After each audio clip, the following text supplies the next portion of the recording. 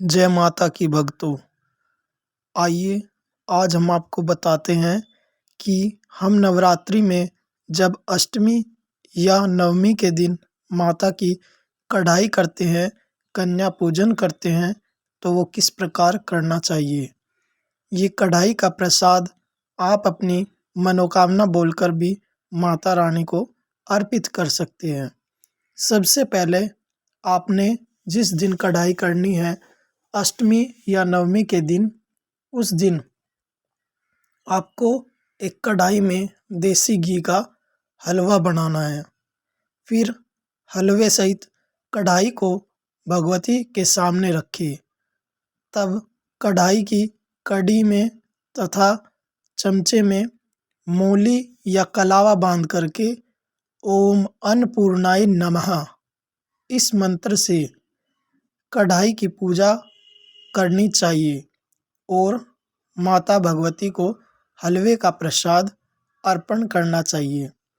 आपको एक कंडे, जो गाय का सूखा कंडा होता है, उसको जला करके और उस पर माता रानी को बुला करके उस पर माता का भोग भी देना चाहिए।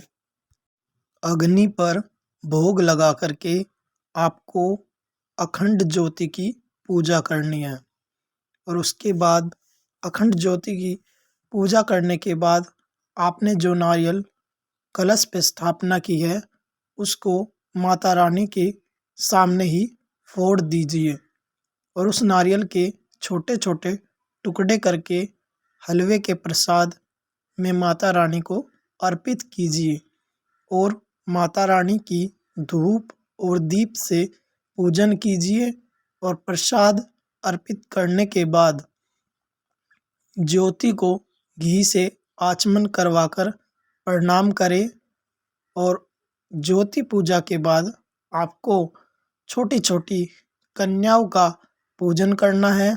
उनके पैरों को धो करके मस्तक पर कुमकुम रोली का तिलक करना है और उनको भोजन करवाना है।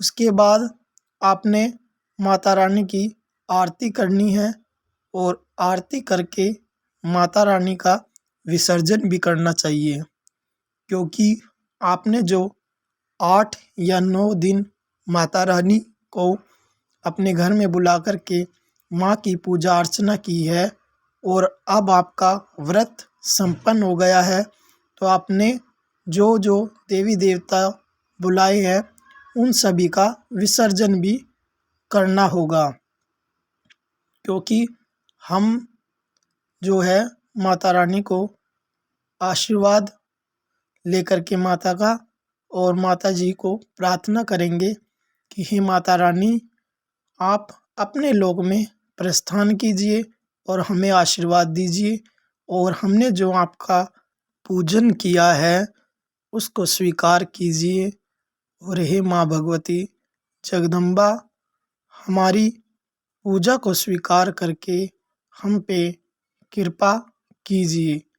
हमारे सभी कष्टों को माँ अपने साथ लेकर जाए और जब कभी भी माँ हम आपको भोग लगाने के लिए या आपके पूजन के लिए बुलाए, आप फिर से इसी प्रकार आकर हम पे कृपा करना।